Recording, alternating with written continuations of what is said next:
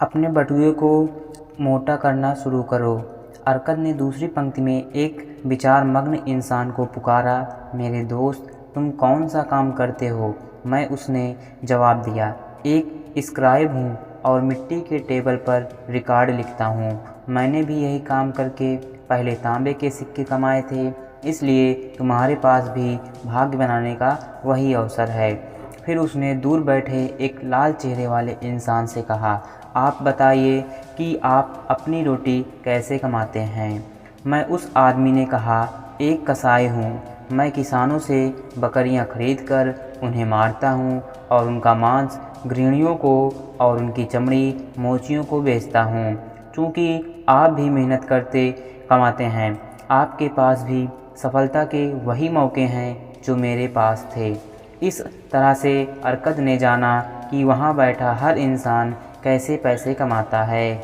जब उसके सवाल ख़त्म हो गए तो उसने कहा, अब मेरे बच्चों, आप सबने देखा कि कई व्यापार हैं जिनसे आप पैसे कमा सकते हैं। कमाने का हर तरीका स्वर्ण की एक धारा है जिससे काम करने वाला एक हिस्सा अपने बटुए में रख सकता है। इसलिए आप सभी के बटुए में आपकी क्षमता के अनुसार सिक्कों की छोटी या बड़ी धारा बहती है। सच है ना? इस बात पर सभी ने सहमति जाहिर की। तब अर्कद ने कहा, अगर आप सभी संपत्ति बनाना चाहते हैं तो क्या ये समझदारी की बात नहीं होगी कि आपके पास पैसों की जो स्रोत है उसका उपयोग किया जाए? इस पर सभी ने सहमति जाहिर की। तब अर्कद एक विनम्र आदमी की ओर मुड़ा जो अड़ों का व्यापारी था। अगर आप अपने बास्केट में रोज़ सुबह 10 अंडे डालें और हर शाम 9 अंडे निकालें तो क्या होगा? कुछ समय बाद यह भर जाएगा। क्यों? क्योंकि हर दिन मैं जितने अंडे निकालता हूँ उससे एक अंडा ज़्यादा डालता हूँ। अर्कद क्लास की ओर मुस्कुराकर मुड़ा। क्या किसी आदमी का बटुआ हल्का है? पहले वे असमंजस में दिखे, फिर वे मुस्कुराए। अंत में उन्होंने हंसते हुए अपने बटुए की ओर इशारा किया। ठीक है, वह बोलता गया, अब मैं आप सभी को हल्के बटुए का पहला इलाज बताऊंगा। वही करें जो मैंने अंडे के व्यापारी से कहा है। अपने बटुए में जब भी 10 सिक्के डालें तो सिर्फ 9 सिक्के निकालें। आपका बटुआ भारी होना शुरू होगा और इसका बढ़ता भार आपके हाथ को अच्छा महसूस कराएगा और आपकी आत्मा को शांति देगा। जो मैं कह रहा हूँ उसकी सफलता के कारण उसे अनदेखा ना करें। मैंने कहा था कि मैं बताऊंगा कि मैंने अपनी संपत्ति कैसे बनाई। यह मेरी शुरुआत थी। मेरा भी बटुआ हल्का था और मैं इसे गाली देता था क्योंकि मेरे पास अपनी इच्छाएं पूरी करने का कोई तरीका नहीं था। लेकिन जब मैं अपने बटुए से सिर्फ 10 का 9वां हिस्सा निकालने लगा तो ये भरने लगा। आपके साथ भी ऐसा ही होगा। अब मैं एक अजीब सा सच बताऊंगा जिसका कारण मैं नहीं जानता। जब मैं अपनी आमदनी का सिर्फ 90% खर्च करने लगा, मेरा उतने में अच्छे से काम चलने लगा। मेरे पास पहले से कमी नहीं थी, साथ ही मेरे पास सिक्के और आसानी से आने लगे। निश्चित ही यह देवताओं का नियम है कि जिसने सारा पैसा खर्च न करके एक हिस्सा अपने पास बचाया, उसके पास स्वर्ण आसानी से आता है। ठीक उसी तरह एक खाली बटुए में सोना आने से कतराता है। आप में किस चीज़ की सबसे ज़्यादा इच्छा है? क्या आप हर रोज़ किसी आभूषण, किसी सुंदर चीज़, बेहतर चीज़ों, ज़्यादा भोजन में चीज़ें खर्च करना चाहते हैं जो तुरंत चली जाती हैं और भूल जाती हैं? या फिर आप अच्छी जायदाद, स्वर्ण, ज़मीन, मवेशी, सामान और आमदनी लाने वाले निवेश चाहते हैं? बटुए से निकाले जाने वाले सिक्के पहली चीज़ लाते हैं। जिन सिक्कों को आप बटुए में छोड़ देते हैं वे दूसरी चीज़ लाते हैं। मेरे छात्रों, यह हल्के बटुए का पहला इलाज है जो मैंने खोजा। बटुए में अगर 10 सिक्के डालो तो सिर्फ 9 खर्च करें। इस पर आपस में बहस करें। अगर किसी आदमी को यह गलत लगता है तो मुझे कल बताएं जब हम मिलेंगे। दूसरा इलाज, अपने खर्चों पर नियंत्रण करें। मेरे कुछ छात्रों ने मुझसे यह पूछा है, एक आदमी अपनी कमाई का 10वां हिस्सा कैसे बचा सकता है जब उसके खर्च के लिए सारी कमाई पूरी नहीं पड़ रही है हो। इसलिए अरकद ने अपने छात्रों से दूसरे दिन बात शुरू की। कल कितने लोगों ने हल्का बटुआ साथ रखा? हम सभी ने, क्लास ने जवाब दिया। तब भी सारे लोग एक जैसा नहीं कमाते। कुछ लोग बाकियों से ज़्यादा कमाते हैं, कुछ के परिवार ज़्यादा बड़े हैं, तब भी सारे बटुए बराबर हल्के हैं। अब मैं आपको लोगों के बारे में एक अजीब सा सच बताऊंगा। वह एक है, हमारे ज़रूरी खर्चे हमारी कमाई के साथ बढ़ते जाएंगे अगर हम इन्हें रोकने की कोशिश नहीं करेंगे। ज़रूरी खर्चों को अपनी इच्छाओं से ना मिलाएं। आप सभी के पास अपने परिवारों के साथ आमदनी से ज़्यादा इच्छाएं हैं, इसलिए आपकी कमाई उन इच्छाओं को पूरा करने में हमेशा खर्च होती रहेंगी। तब भी आपकी कई इच्छाएं अधूरी रह जाएंगी।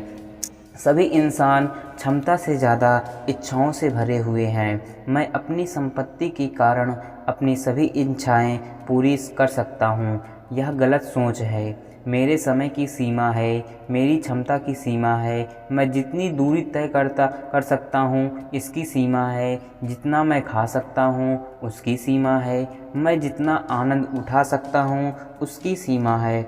मैं आपसे कहता हूँ कि खेतों में फूस तभी उगती है जब उनकी जड़ों के लिए किसान ज़मीन छोड़ते हैं। ठीक उसी तरह इच्छाएं तभी पैदा होती है जब उनके पूरा होने की आशा हो। आपकी इच्छाएं कई हैं, लेकिन उनमें कुछ ही पूरी हो सकती हैं। अपने रहने के तरीक़ों को अच्छी तरह से देखें। आपको कई ऐसे खर्चे मिलेंगे जिन्हें कम किया जा सकता है या हटाया जा सकता है। आपका लक्ष्य होना चाहिए कि खर्च किए हर सिक्के का आपको 100% लाभ मिले। इसलिए अपने टैबलेट पर हर उस चीज़ का नाम लिखें जिस पर आप खर्च करना चाहते हैं। केवल उन्हीं को चुनें जो ज़रूरी हैं और जिनको आप आमदनी के 90% में खरीद सकते हैं। बाकियों को काट दें और उन्हें उन इच्छाओं में रखें जिनको पूरा करने का ज़रूरत नहीं है और जिन पर पछतावा नहीं होना चाहिए। फिर अपने ज़रूरी खर्चों का बजट बनाएं। उस 10वें हिस्से को ना छुएं जो आपके बटुए को भारी बना रहे हैं। अपने बजट के साथ काम करते रहें और अपनी मदद के लिए बदलाव करते रहें। अपने भारी बटुए को बचाने के लिए इसे पहला सहायक बना लें। तब लाल और स्वर्ण के रंग का चोंगा पहने हुए एक छात्र खड़ा हुआ और बोला, मैं स्वतंत्र आदमी हूँ। मेरा विश्वास है कि ज़िंदगी की अच्छी चीज़ों का आनंद उठाने का मेरा अधिकार है। इसलिए मैं उस बजट की गुलामी का विरोध करता हूँ जो यह बताता है कि मुझे कहाँ और कितना खर्च करना चाहिए। मुझे लगता है यह मेरा आनंद छीन लेगा और मुझे बोझ ढोने वाला गधा बना डालेगा। इस पर अरकद ने जवाब दिया, मेरे दोस्त, तब कौन आपका बजट बनाएगा?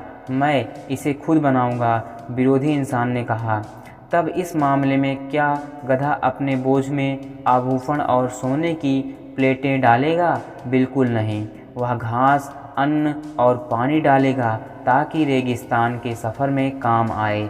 बजट का लक्ष्य आपके बटुए का मोटा करना है। इसका काम है आपकी ज़रूरतों को पूरा करना और जहाँ तक हो सके आपकी इच्छाओं को पूरा करना। इसका काम है आपकी गहरी इच्छाओं को आपकी हल्की इच्छाओं से अलग रखना। एक गुफा में रोशनी की तरह आपका बजट आपके बटुए के छेदों को दिखाता है और सही एवं ज़रूरी चीज़ों के लिए आपके खर्चों को नियंत्रित करता है। यह आपके हल्के बटुए का दूसरा इलाज है। अपने खर्चों का बजट बनाएं ताकि आपके पास ज़रूरतों को पूरा करने के लिए पैसा हो। अपनी आमदनी के 90% हिस्से से आनंद उठाने और ज़रूरी इच्छाओं को पूरा करने की गुंजाइश हो। तीसरा इलाज, अपने स्वर्ण को बढ़ाएं। देखिए, आपका बटुआ भारी होता जा रहा है।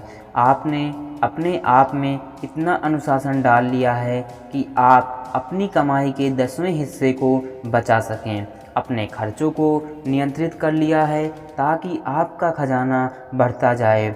अब हम आपको बताएंगे कि अपने खजाने को कैसे काम पर लगाया जाए ताकि वह बढ़ता रहे। बटुए में रखा स्वर्ण दिल को खुश करता है और कंजूस को खुशी देता है। हर कुछ कमाता है जो स्वर्ण हम अपनी कमाई से बचाते हैं, वह तो सिर्फ शुरुआत है। इसकी कमाई से ही आप संपत्ति खड़ी करेंगे। अरकद ने ये बात तीसरे दिन क्लास को कही। फिर हम कैसे अपने स्वर्ण को काम पर डाल सकते हैं। मेरा पहला निवेश दुर्भाग्यशाली था, मैंने उसे खो दिया। मेरा पहला लाभदायक निवेश एक कर्ज था जो मैंने शील्ड बनाने वाले अकबर को दिया था। हर साल वह भारी मात्रा में तांबा समुद्र के पार से खरीदता था ताकि व्यापार में डाल सके। व्यापारियों को देने के लिए पर्याप्त पैसों के अभाव में वह उनसे उधार लेता था। जिनके पास अतिरिक्त सिक्के हों, वह सम्मानीय इंसान था।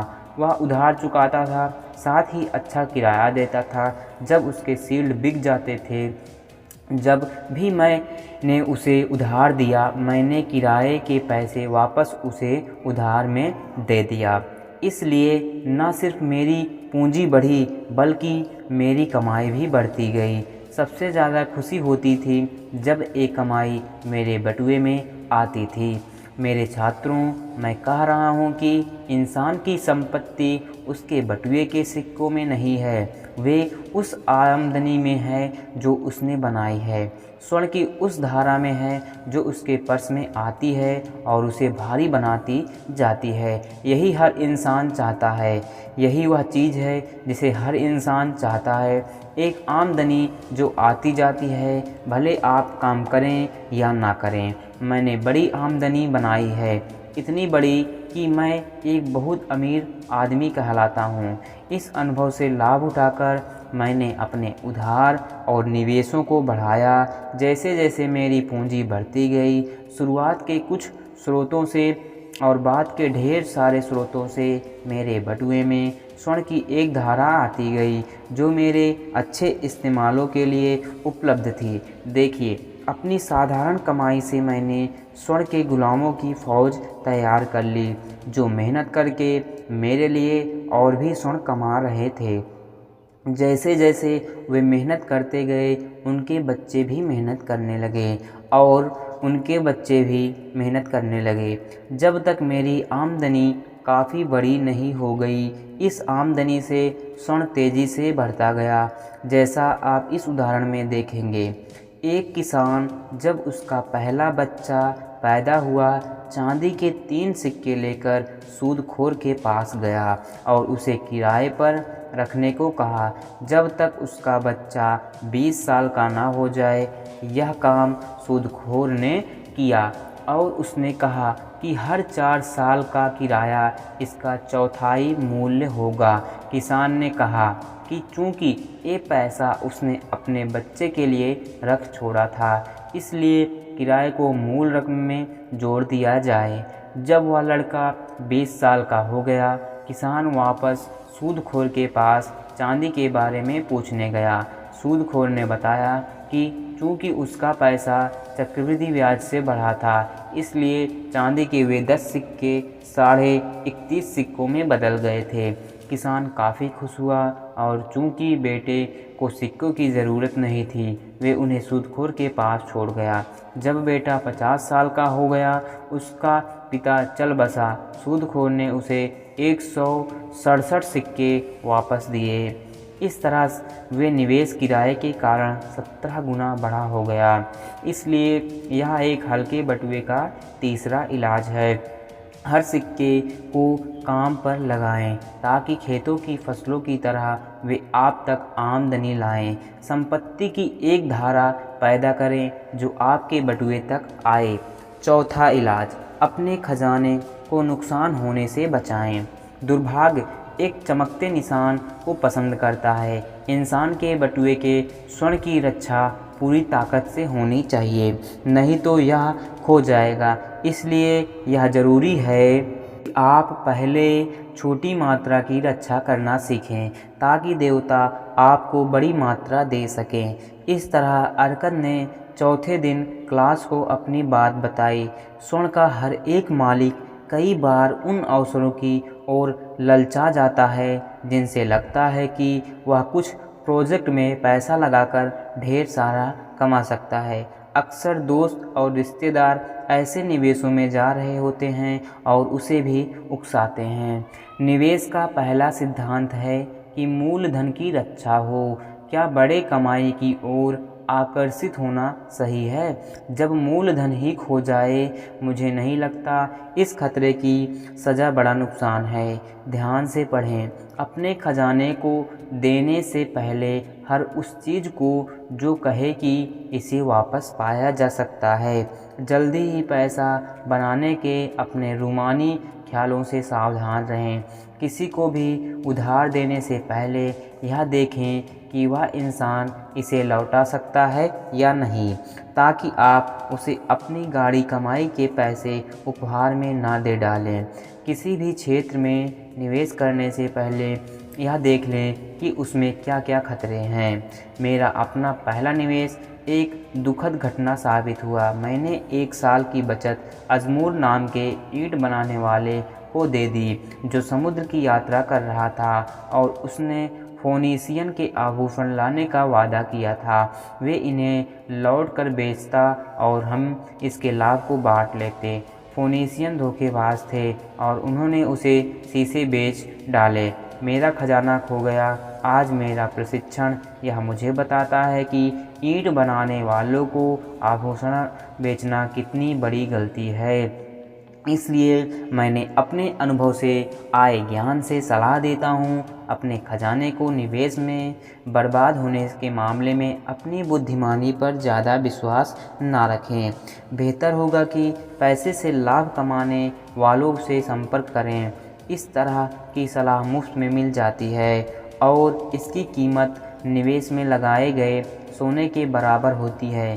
सच में इसका मूल्य नुकसान से बचाने में इतना ज़्यादा है, तो यह हल्के बटुए का चौथा इलाज है और इसका काफ़ी महत्व है, क्योंकि ये बटुए को एक बार भरने के बाद खाली होने से बचाता है। अपने निवेश की रक्षा करने के लिए वहाँ पैसे लगाएं जहाँ मूलधन सुरक्षित हो और इसे ज़रूरत पड़ने पर निकाला जा सके और इससे आप अच्छा किराया निकाल सकें।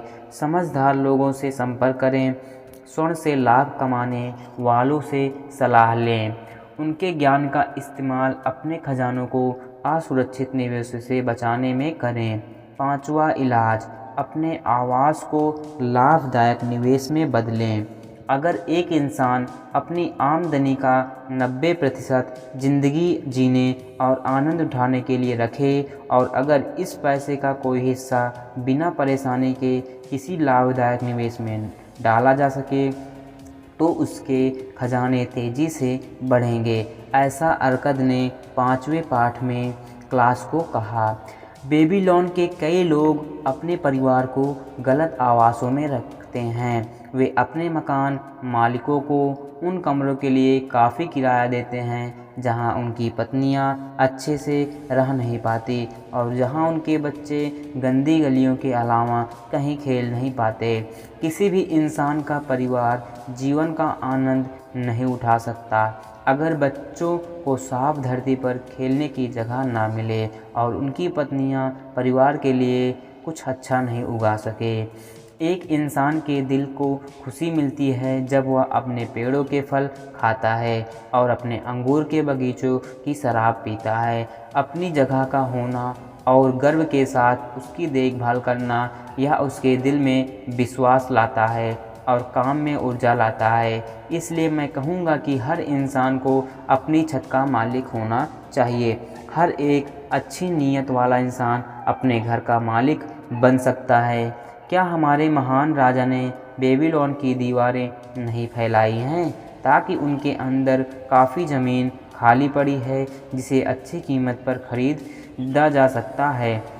मेरे छात्रों, मैं यह भी कहता हूँ कि उधार देने वाले उन लोगों की इच्छाओं की इज्जत करते हैं जो अपने परिवारों के लिए घर और ज़मीन चाहते हैं। आप ईंट बनाने वालों और घर बनाने वालों को भुगतान करने के लिए पैसे कर्ज पर ले सकते हैं। अगर आप यह दिखा सकें कि आपने इस काम के लिए खुद भी अपनी तरफ से अच्छे पैसे लगाए हैं, तब जब घर बन चुका हो आप उधार देने वाले को उसी तरह से पैसे दे सकते हैं जैसे आप अपने मकान मालिक को दे रहे हैं, क्योंकि हर भुगतान आपके उधार के पैसे को काम करेगा। कुछ सालों में आपका उधार चुकता हो जाएगा, तब आपके दिल को खुशी होगी जब आपके पास अपनी संपत्ति होगी और आपको सिर्फ राजा का टैक्स चुकाना होगा।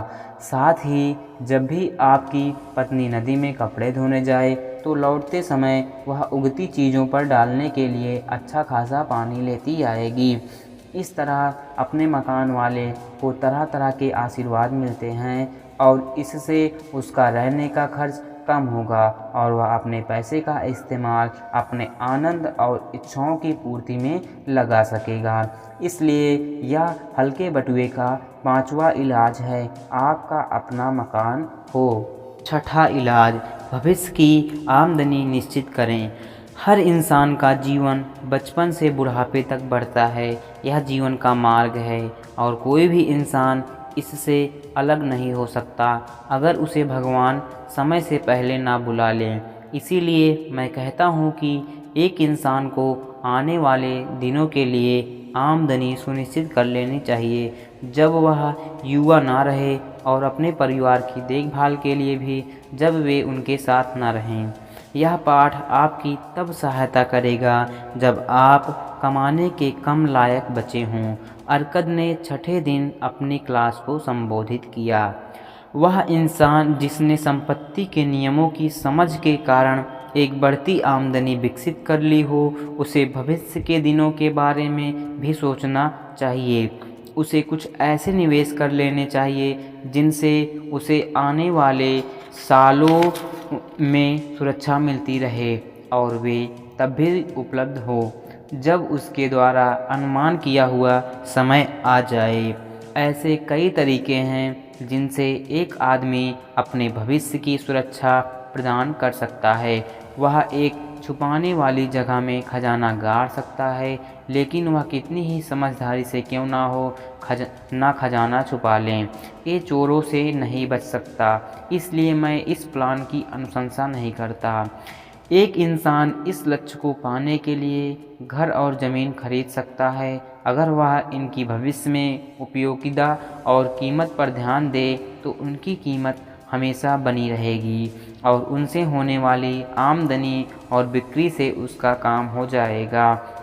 एक इंसान किसी कर्जदाता को थोड़े पैसे दे सकता है और इसे समान अंतराल पर बढ़ा सकता है। इस पैसे से आने वाले किराए से यह बढ़ता जाएगा। मैं अनसन नाम के मोची को जानता हूँ जिसने मुझे बताया कि 8 साल तक हर सप्ताह वह चांदी के 2 सिक्के एक कर्जदाता के पास जमा करता था। कर्जदाता ने उसे जो पैसे लौटाए उसे देखकर वह बहुत खुश हुआ। हर 4 साल में कीमत का चौथाई हिस्सा बढ़ने की दर से उसकी जमा राशि बढ़कर 1040 चांदी के सिक्कों में बदल गई थी।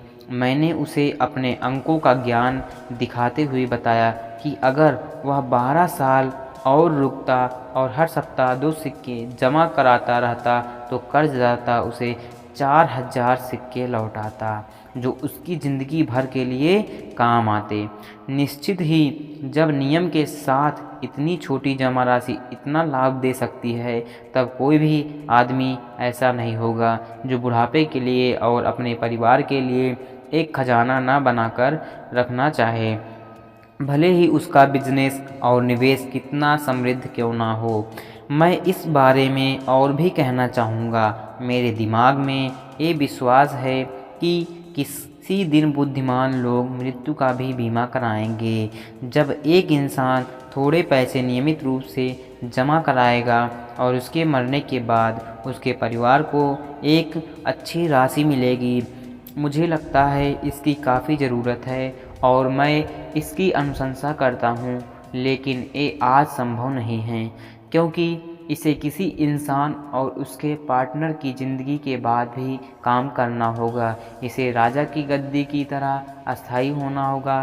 किसी दिन मुझे लगता है ऐसी योजना बनाएगा और ये कई इंसानों को लाभ पहुंचाएगी, क्योंकि एक छोटा सा पहला भुगतान भी उस इंसान की मृत्यु के बाद उसके परिवार के लिए सौभाग्य जैसा काम करेगा।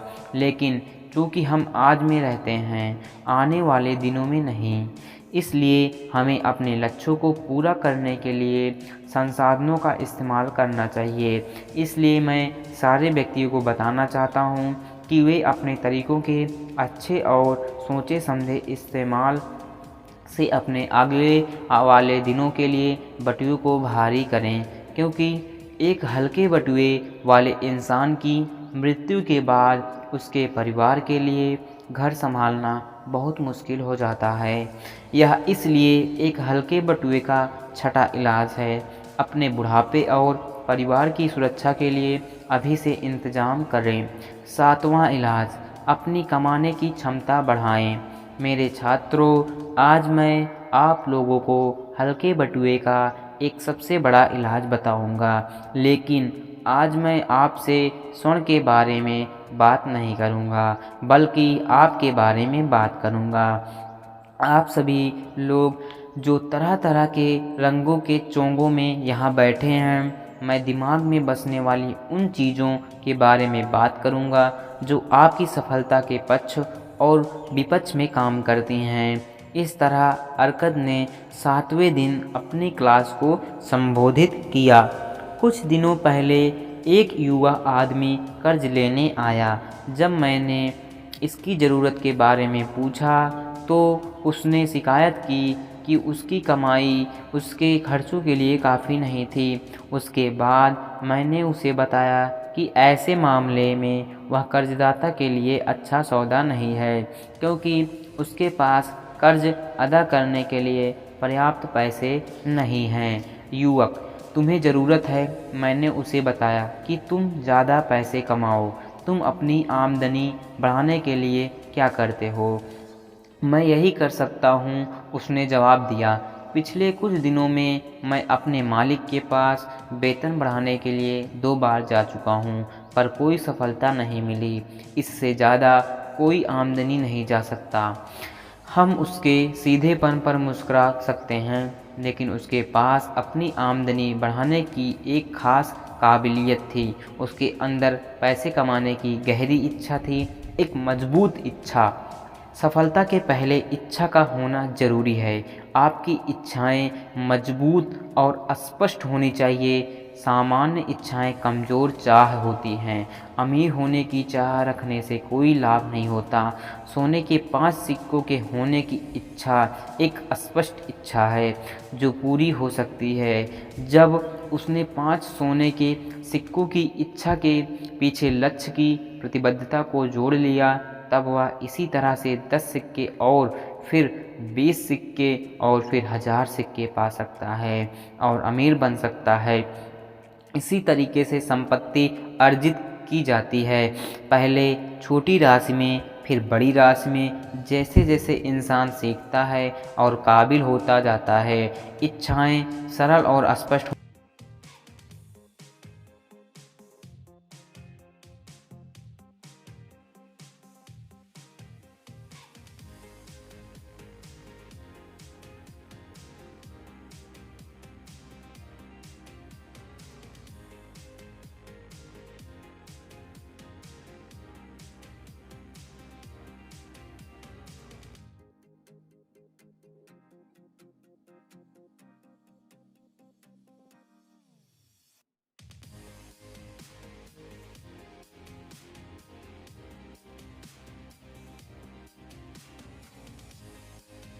होनी चाहिए, वह अपना ही नुकसान कर बैठेंगी। अगर संख्या में कई होंगी, आपस में जटिल होंगी और इंसान की काबिलियत के बाहर होंगी। जैसे इंसान मांगने की क्षमता में दक्ष होता जाता है, वैसे ही उसकी कमाने की क्षमता भी बढ़ती जाती है। उन दिनों मैं तांबे के कुछ सिक्कों के लिए स्क्राइब का मामूली काम कर रहा था, मैंने देखा कि कुछ लोग मुझसे ज़्यादा काम करते हैं और मुझसे ज़्यादा कमाते हैं। तब मैंने तय किया कि मैं सबसे ज़्यादा काम करूँगा। बहुत जल्दी मैं जान गया कि उनकी सफलता का राज क्या है। काम में ज़्यादा अरुचि होने पर, काम पर ज़्यादा फोकस होने पर, कोशिश में ज़्यादा लगन होने पर मैंने देखा कि मैं अधिकतर लोगों से ज़्यादा टैबलेट पर लिखने लगा। मेरी बढ़ती दक्षता पर मुझे पुरस्कार मिले और मुझे अपने मालिक के पास 6 बार जाने की ज़रूरत भी नहीं पड़ी। जितना ज़्यादा हम सीखते हैं, हम उतना ज़्यादा कमाते हैं। जो इंसान अपने काम को सीखने में ज़्यादा मेहनत करता है, उसे उतना ही पुरस्कार मिलता है।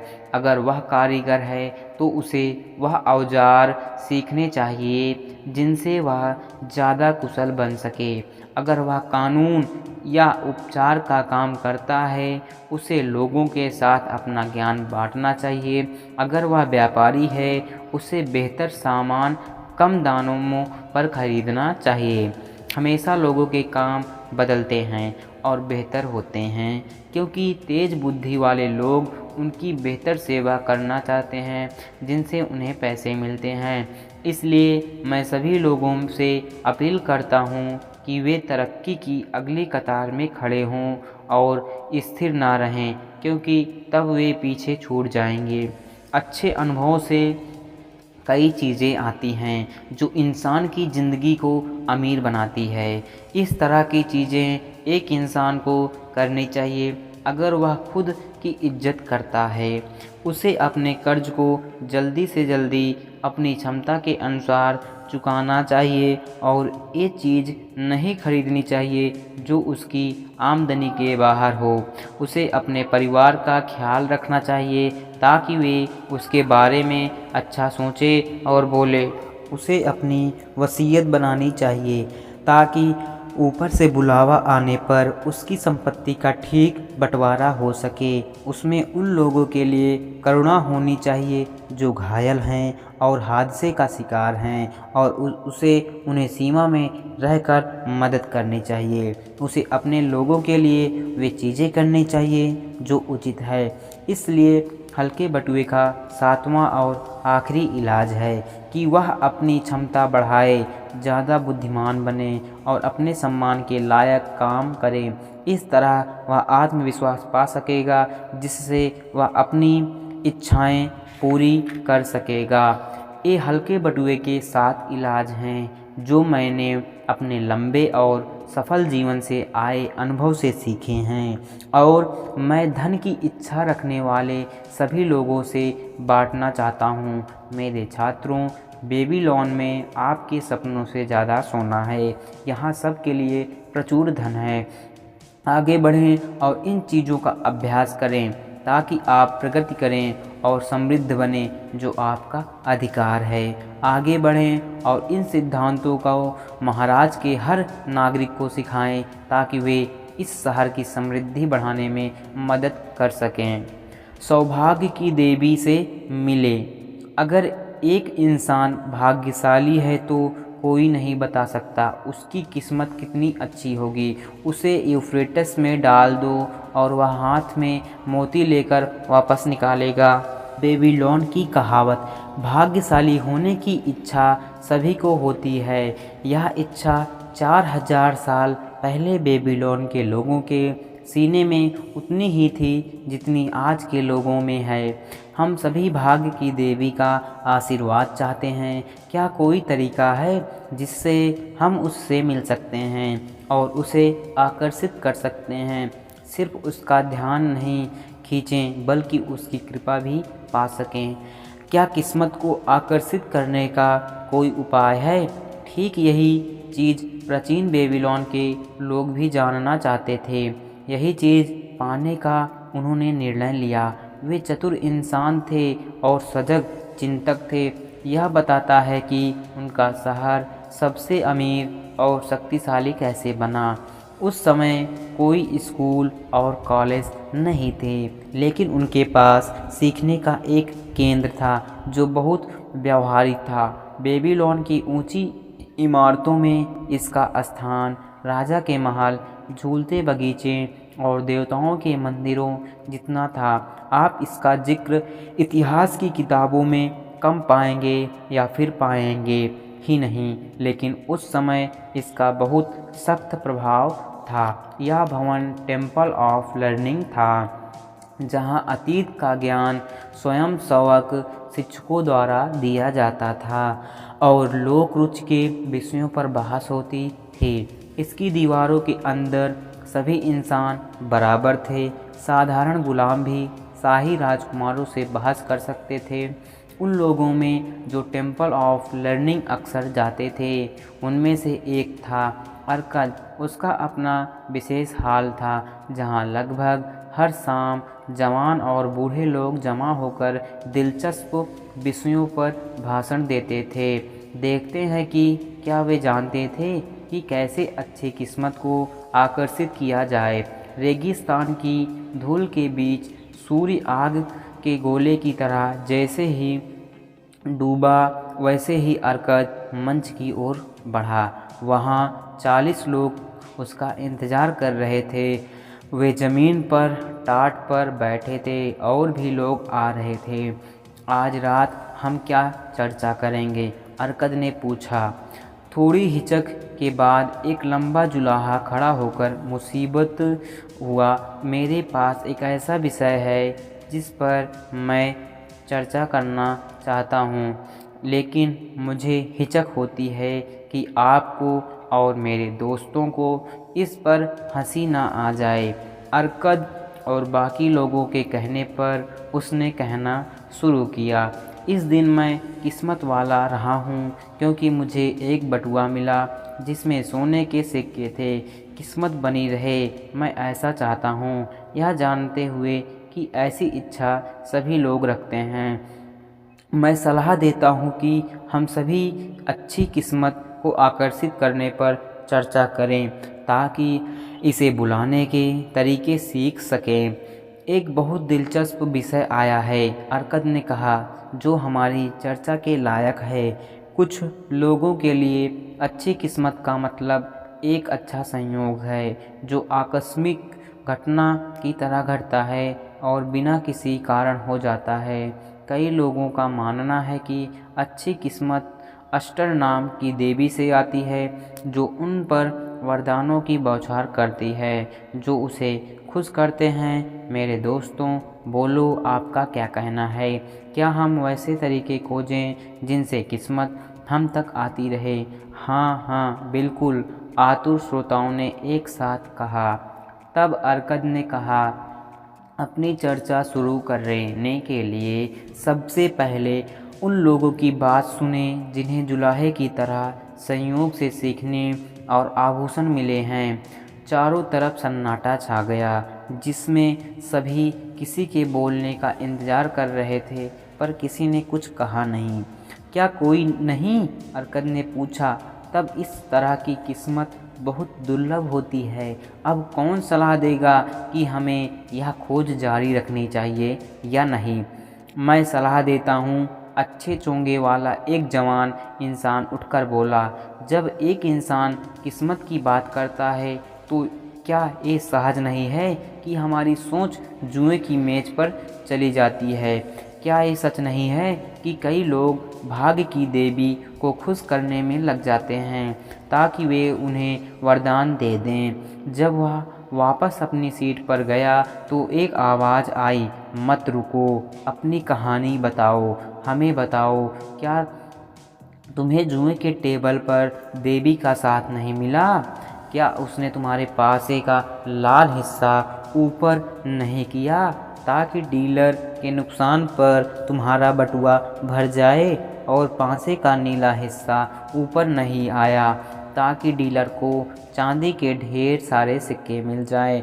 वह युवा अपनी आदमी से जोर से हंसा और बोला, मुझे यह स्वीकार करने में कोई नुकसान नहीं है कि कि उसे ये भी पता नहीं था कि मैं वहाँ हूँ। लेकिन आप लोगों का क्या क्या क्या आप लोगों ने उसे आपके लाभ के लिए पासे पलटते देखा है?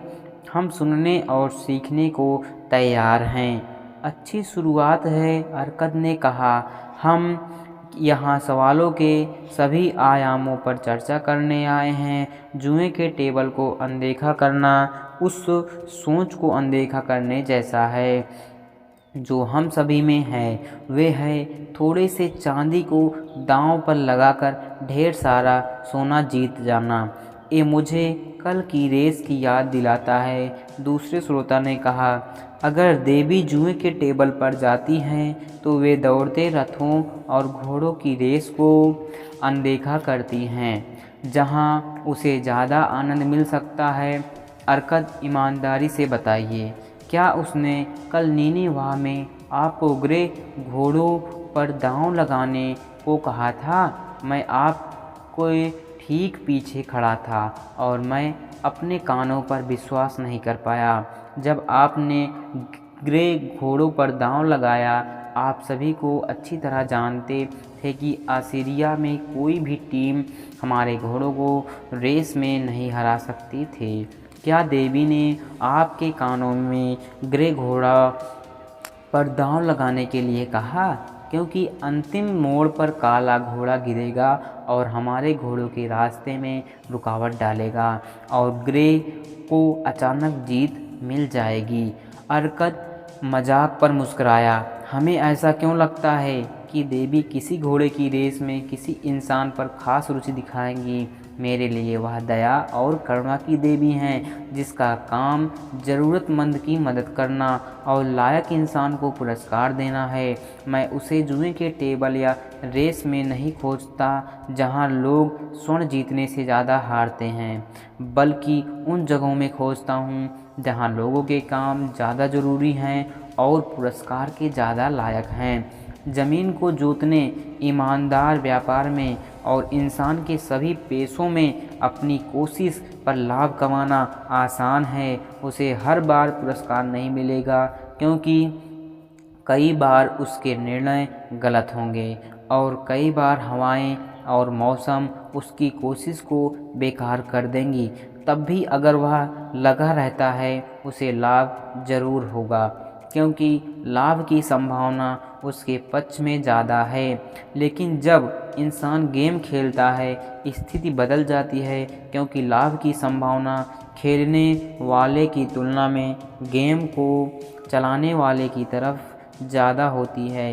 गेम इस तरह बनाया जाता है कि वे गेम चलाने वाले का फ़ायदा करे। इस व्यापार में वे खेलने वालों के सिक्कों से मुनाफा कमाता है। बहुत कम खेलने वाले जानते हैं गेम चलाने वाले का मुनाफा निश्चित होता है और उनके जीतने की संभावना बहुत कम होती है। उदाहरण के लिए हम पासे पर लगने वाले पैसे पर ध्यान दें। जब भी पासा फेंका जाता है हम जानते हैं कौन सा हिस्सा ऊपर आएगा।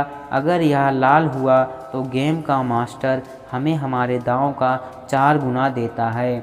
अगर बाकी में से कोई हिस्सा ऊपर आए तो हम सारा पैसा खो देते हैं। इसलिए आंकड़े दिखाते हैं कि हर बार हमारे हारने की उम्मीद 5 गुना है, पर हम जीतते हैं तो हम 4 गुना पैसा कमाते हैं। एक रात के खेल में गेम का मालिक सारे दांव पर लगे सिक्कों पर मुनाफा रख लेता है।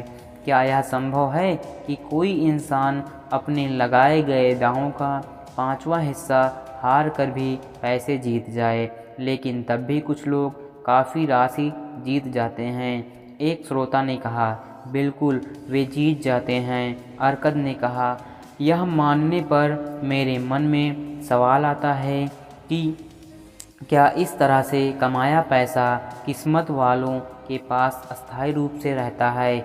मेरी पहचान के कई लोगों में बेबीलोन के कई सफल लोग हैं, लेकिन मैं एक भी आदमी नहीं जानता जो इस तरीके से संपत्ति जमा कर पाया हो। आप सभी लोग कई सफल लोगों को जानते हैं। मैं यह जानना चाहूँगा कि कितने सफल लोग अपनी सफलता का श्रेय जुए के टेबल को देते हैं। आप सभी बताएं, आप ऐसे कितने लोगों को जानते हैं? क्या बोलते हैं? एक लंबी चुप्पी के बाद एक इंसान ने कहा, क्या इसमें आप गेम रखने वालों को भी जोड़ सकते हैं? अगर आप किसी और के बारे में ना सोच सकें, अरकद ने कहा, अगर आप किसी और के बारे में भी ना ही सोच सकते तो अपने बारे में कैसे सोच सकते हैं? क्या यह लगातार जीतने वाले लोग हैं जो आमदनी के ऐसे स्रोत की सलाह देंगे? उसकी चुनौती का जवाब पीछे से उठने वाली आवाज़ से हुआ जो हंसी में बदल गई। ऐसा लगता है हम वैसी जगहों में सौभाग्य नहीं खोज रहे जहां देवी अक्सर आती हैं, उसने कहा। इसलिए अन्य जगहों को देखते हैं। हम इसे गिरे हुए बटुए में नहीं पाते हैं, हम इसे जुए के टेबल पर नहीं पाते हैं। जहाँ तक रेस की बात है, मुझे मानना होगा कि मैंने जीतने से ज़्यादा सिक्के हारे हैं। मान लीजिए हम अपने व्यापारों को देखते हैं। क्या यह स्वाभाविक नहीं है कि हम किसी मुनाफे को किस्मत की बजाय अपनी कोशिशों का नतीजा समझें? मुझे ऐसा लगता है कि हम देवी के उपहारों को नज़रअंदाज कर रहे हैं। शायद वह हमारी सहायता करती हैं जब हम उसकी दयालुता का सम्मान नहीं करते। चर्चा में आगे कौन कुछ कहना चाहेगा? तब एक बुजुर्ग व्यापारी उठा। उसने सफ़ेद चोंगा पहन रखा था। अरकद और मेरे दोस्तों, आपकी अनुमति से मैं एक सलाह देना चाहूँगा। जैसा आपने कहा, अगर हम अपने उद्योग और सफलता की क्षमता को श्रेय देना चाहें तो क्यों ना उन सफलताओं के बारे में भी सोचें जो हमें छूकर निकल गई। अगर वे हमारे पास आती तो सौभाग्य का दुर्लभ उदाहरण बन जाती, लेकिन वह हमें संतुष्टि नहीं दिला सकी, इसलिए हम उन्हें पुरस्कार नहीं मानते। यहाँ कई लोगों के पास ऐसे अनुभव होंगे। यहाँ एक समझदार तरीका है, अरकद ने माना। आप में से कितने लोग हैं जिनके पास किस्मत आकर निकाल गई? कई हाथ उठ गए। उनमें व्यापारी के भी थे। अरकद ने उसे बोलने के लिए कहा, आपने चूंकि इस तरीके की सलाह दी, इसलिए सबसे पहले आपसे सुनते हैं। मैं आपको एक कहानी सुनाना चाहूँगा, उसने कहा, जो बताती है कि कोई इंसान कैसे किस्मत के पास जाकर इसे खो देता है, जिससे उसे नुकसान और दुख होता है। कई साल पहले जब मैं युवा था, मेरी नई शादी हुई थी और मैंने कमाना शुरू किया था। मेरे पिता आए और उन्होंने मुझे एक जगह निवेश करने के लिए कहा। उनके एक अच्छे दोस्त के बेटे ने शहर की दीवारों के बाहर एक बंजर धरती का प्लाट देखा था। यह नहर से काफ़ी ऊंचा था, जहां पानी नहीं पहुंच सकता था। मेरे पिता के दोस्त के बेटे ने इस ज़मीन को खरीदने का एक प्लान बनाया। उसने कहा कि वहाँ बैलों से खींचे जाने वाले 3 बड़े जल चक्र होंगे जो पानी को खींचकर ज़मीन को उपजाऊ बना देंगे। एक बार काम होने पर वह उस ज़मीन को छोटे हिस्सों में बांटकर फसल उगाने के लिए शहर के नागरिकों को बेच देगा। मेरे पिता के दोस्त के बेटे के पास इस काम को करने के लिए पर्याप्त पैसे नहीं थे। मेरी तरह वह भी एक युवा था जो ठीक ठाक कमा रहा था। मेरे पिता की तरह उसके पिता का भी बड़ा परिवार था और उनकी कमाई कम थी। इसलिए उसने लोगों के एक ग्रुप को अपने साथ काम करने के लिए मनाया। इस ग्रुप में 12 लोग होते हैं और हर इंसान अपनी कमाई का 10% तब तक देता रहता जब तक ज़मीन बेचने के लिए तैयार नहीं हो जाती। सभी निवेश के अनुपात के अनुसार मुनाफा कमाते। तुम मेरे बेटे, मेरे पिता ने मुझसे कहा, अभी युवावस्था में हो। मेरी गहरी इच्छा है कि तुम एक कीमती जायदाद अपने लिए बनाना शुरू करो ताकि तुम सम्मानीय नागरिक बन सको। मेरी इच्छा है कि तुम अपने पिता की गलतियों से आए ज्ञान से कुछ सीखो। पिताजी, मेरी भी इच्छा है, मैंने जवाब दिया। तब वैसा करो जैसी मेरी सलाह है, वह करो जो मुझे तुम्हारी उम्र में करना चाहिए था। अपनी कमाई का 10% अच्छी जगह निवेश करो और इससे जो कमाई होगी उससे तुम मेरी उम्र तक पहुंचने से पहले एक कीमती संपत्ति बना सकते हो। अपने के शब्द बुद्धिमानी के शब्द हैं। पिताजी, मुझे भी अमीर बनने की इच्छा है, लेकिन ऐसे कई काम हैं जिनके लिए मुझे पैसों की ज़रूरत है, इसलिए आपके बताए काम को करने में मुझे हिचक हो रही है। मैं युवा हूँ, मेरे पास पर्याप्त समय है। ऐसा मैं उस उम्र में सोचता था और देखिए कई साल बीत गए हैं और मैंने अभी तक शुरुआत नहीं की है। पिताजी, हम दूसरे युग में रहते हैं, मैं आपकी गलतियां नहीं दोहराऊंगा। बेटे, अवसर तुम्हारे सामने खड़ा है, यह एक मौका दे रहा है जो तुम्हें अमीर बना सकता है। मैं विनती करता हूँ कि देर मत करो, कल मेरे दोस्त के बेटे के पास जाओ और उससे समझौता करो कि तुम अपनी कमाई का 10% उसे दोगे।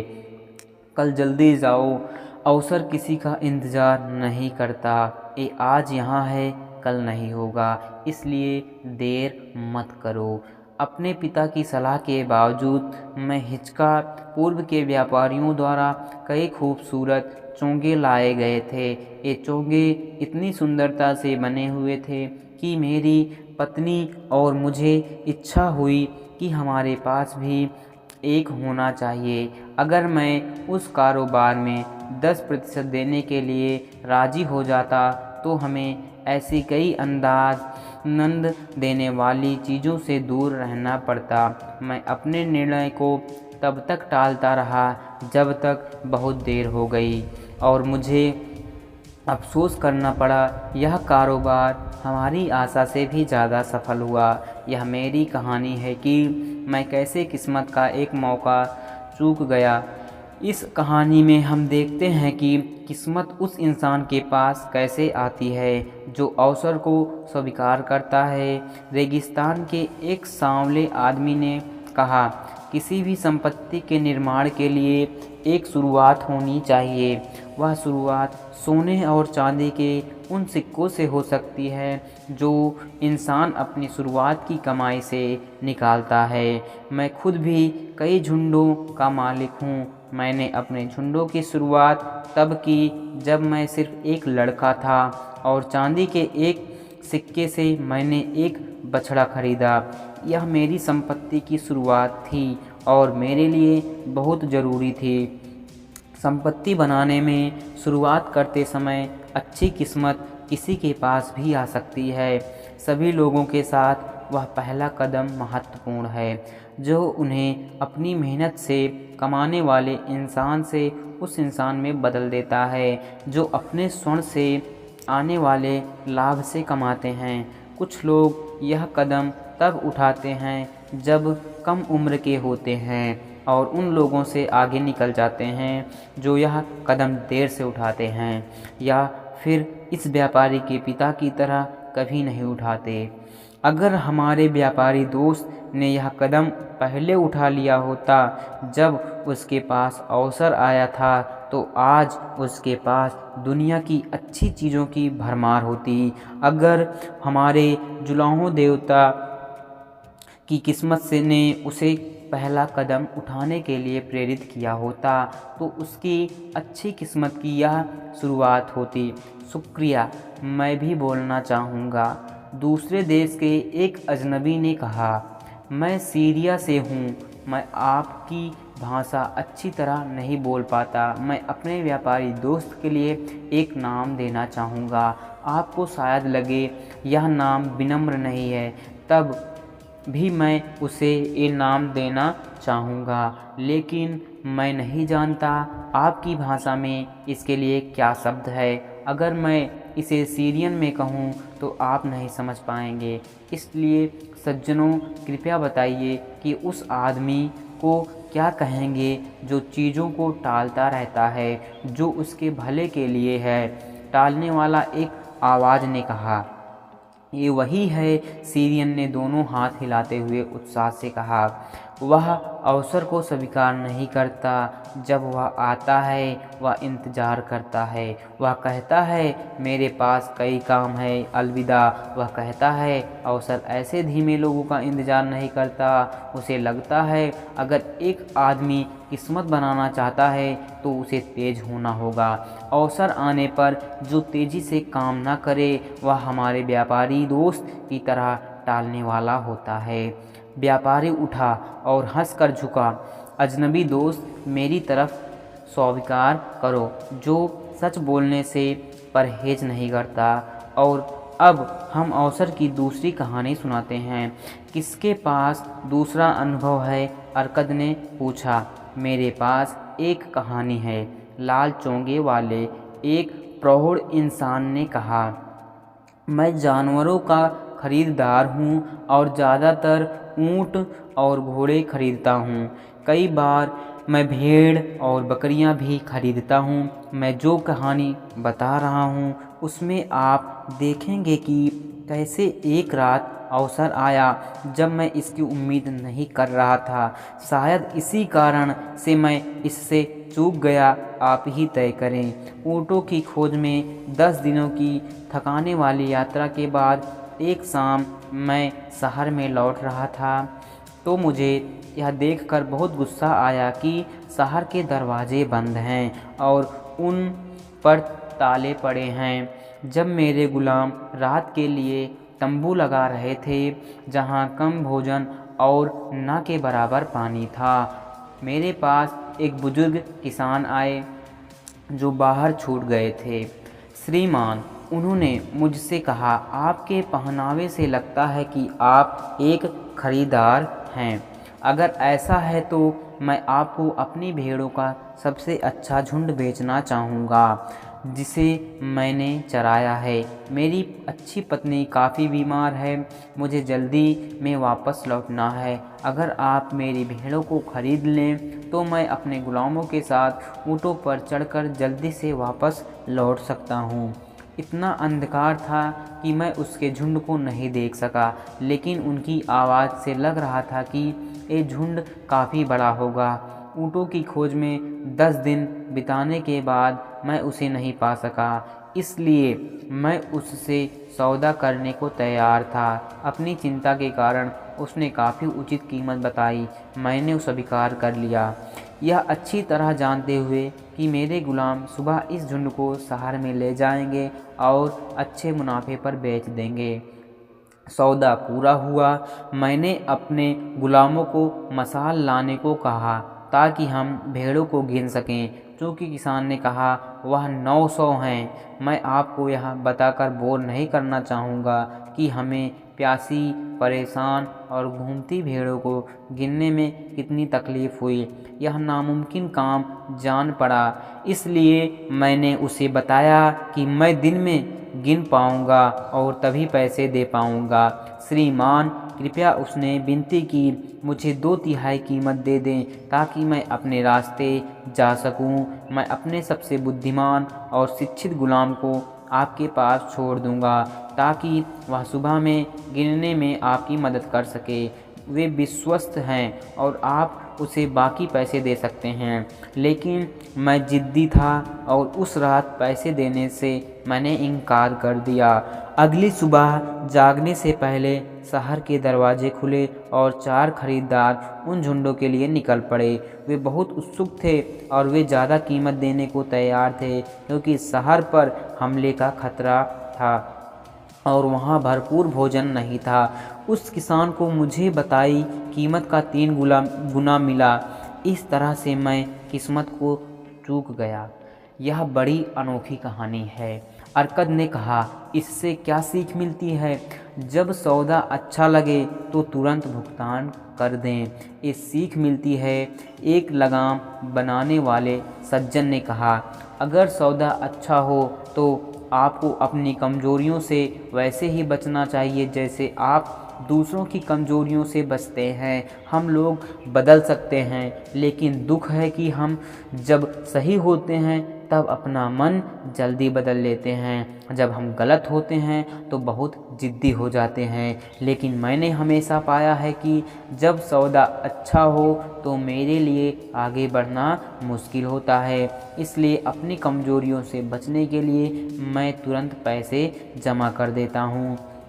यह बाद में उन अफसोसों से बचाता है जो किस्मत आ जाने से होते हैं। शुक्रिया, मैं फिर से कहना चाहूँगा। वह सीरियन फिर खड़ा हो गया। ये कहानियाँ एक जैसी हैं। हर बार अवसर उसी कारण से निकल जाते हैं। हर बार वह टालने वाले के पास एक अच्छे प्लान के साथ आता है। हर बार वे हिचकिचाते हैं। वे ये नहीं कहते कि अच्छा मौका है, मुझे इसे ले लेना चाहिए। इस तरह इंसान कैसे सफलता पा सकते हैं? आपके शब्द बुद्धिमानी भरे हैं, मेरे दोस्त, खरीदार ने कहा। अच्छी किस्मत टालने वाले की मुट्ठी से दोनों मामलों में फिसल गई। तब भी यह अनोखा मामला नहीं है। टालने की प्रवृत्ति हर इंसान में होती है। हम संपत्ति चाहते हैं, लेकिन जब भी अवसर हमारे पास आते हैं वह टालने की आदत हमें इसे स्वीकारने में देर कराती है। इसे सुनकर हमें खुद के बड़े दुश्मन बन जाते हैं। मेरी जीवनी के दिनों में सीरिया के बताए गए लंबे शब्द को नहीं जानना था। मुझे लगता था कि मेरे गलत निर्णय लेने की क्षमता के कारण मैं व्यापार में नुकसान उठा रहा था। अंत में मैंने देखा कि ये वास्तव में क्या है। जब तुरंत और स्पष्ट एक्शन की ज़रूरत हो तो टाल मटोल करना मुझे कितना बुरा लगा। जब मैंने इसका असली स्वभाव देखा, एक रथ में जोते गए जंगली गधे वाले गुस्से के साथ मैंने अपने शत्रु से पीछा छुड़ाया और सफलता को हाथ लगाया। शुक्रिया, मैं व्यापारी महोदय से सवाल पूछना चाहूँगा। सीरियन बोल रहा था। आप अच्छे चोंगे पहनते हैं, गरीबों वाले कपड़े नहीं पहनते। आप सफल लोगों की तरह बोलते हैं। आप बताइए, क्या अब आप ध्यान देते हैं जब टालने वाली आदत आपके कानों में कुछ बोलती है? अपने खरीदार दोस्त की तरह मुझे भी अपनी टालने वाली आदत को पहचानना और जीतना पड़ा। व्यापारी ने कहा, मेरे लिए यह दुश्मन साबित हुई। मैं इसे देखता रहा कि ये कैसे मेरी सफलता को दूर हटाती रही। जो कहानी मैं बता रहा हूँ वैसी ही अनेक घटनाएं घटी हैं जो बताती हैं कि मैंने कैसे अवसरों को दूर हटाया। अगर इसे समझ जाओ तो इसे जीतना मुश्किल नहीं होता। कोई भी इंसान इच्छा से किसी चोर को अपना घर लूटने नहीं देता, ना ही कोई इंसान किसी शत्रु को अपने ग्राहक भगाने और अपने मुनाफे को बर्बाद करने देता है। जब मैंने अपने दुश्मन को एक काम करते देखा तो मैंने संकल्प से इस पर जीत हासिल की। इसी तरह हर इंसान को टालने की आदत को दूर भगाने चाहिए ताकि वे बेबीलोन की संपत्ति में अपना हिस्सा पा सके। अर्कद क्या कहते हैं? चूँकि आप सबसे अमीर आदमी हैं, इसलिए सभी आपको सबसे किस्मत वाला भी कहते हैं। क्या आप मुझसे सहमति रखते हैं कि कोई भी इंसान सफलता की ऊंचाइयों तक तभी पहुंच सकता है जब उसने टालने की आदत को पूरी तरह ख़त्म कर दिया हो? यह ऐसा ही है जैसा आप कह रहे हैं, अर्कद ने स्वीकार किया। मेरे लंबे जीवन में मैंने कई पीढ़ियों को व्यापार, विज्ञान और अध्ययन के साथ आगे बढ़ते और जीवन में सफल होते देखा है। इन सभी लोगों के पास अवसर आते हैं, कुछ ने इसे तुरंत पकड़ा और वे अपनी गहरी इच्छाओं को पूरा करने के लिए बढ़ गए, लेकिन अधिकतर लोग हिचके, फिसले और गिर पड़े। अर्कद जुलाहे की ओर मुड़ा। तुमने सलाह दी थी कि हम किस्मत पर चर्चा करें। ज़रा बताओ कि तुम इस विषय पर क्या सोचते हो? मैं किस्मत को दूसरे तरीके से देखता हूँ। मुझे लगता था ये कोई ऐसी आकर्षक चीज़ है जो किसी इंसान के साथ बिना उसकी कोशिश के होती है। अब मुझे महसूस होता है कि ये कोई वैसी चीज़ नहीं है जिसे इंसान अपनी ओर आकर्षित कर सकता है। आज की चर्चा से मैंने सीखा है कि किस्मत को आकर्षित करने के लिए अवसरों का लाभ उठाना बहुत ज़रूरी है। इसलिए भविष्य में मैंने आने वाले अवसरों का भरपूर लाभ उठाने की कोशिश करूँगा। तुमने आज की चर्चा की बातों को अच्छी तरह सीखा है, अर्कद ने जवाब दिया। हमने पाया कि अच्छी किस्मत अवसर के पीछे पीछे आती है, पर इसका उल्टा नहीं होता। हमारे व्यापारी दोस्त ने अच्छी किस्मत पाई होती अगर उसने वह अवसर अपनाया होता जो देवी ने उसके सामने लाकर रखा था। हमारे खरीदार दोस्त ने उसी तरह अच्छी किस्मत का सुख भोगा होता अगर उसने भेड़ों का झुंड खरीदा होता और अच्छे मुनाफे पर बेचा होता। हमने यह चर्चा की ताकि हम जान सकें कि अच्छी किस्मत को कैसे आकर्षित किया जाए। मुझे लगता है हमें रास्ता मिल गया है। इन दोनों कहानियों से पता चलता है कि अच्छी किस्मत कैसे अवसर के पीछे आती है। यहाँ एक सच है जिसे अच्छी किस्मत की कहानियाँ जीतो या हारो नहीं बदल सकती। वह सच ये है, अवसर को स्वीकार करके अच्छी किस्मत को पाया जा सकता है। जो अपने लाभ के लिए अवसर पाने को आतुर रहते हैं उन्हें किस्मत की देवी की कृपा मिलती है। वह हमेशा उनकी मदद करती है जो उसे खुश रखते हैं। काम करने वाले हमेशा उसे खुश रखते हैं। एक्शन आपको उस सफलता की ओर ले जाएगा जिसे आप पाना चाहते हैं। एक्शन लेने वाले इंसानों पर किस्मत की देवी कृपा करती हैं।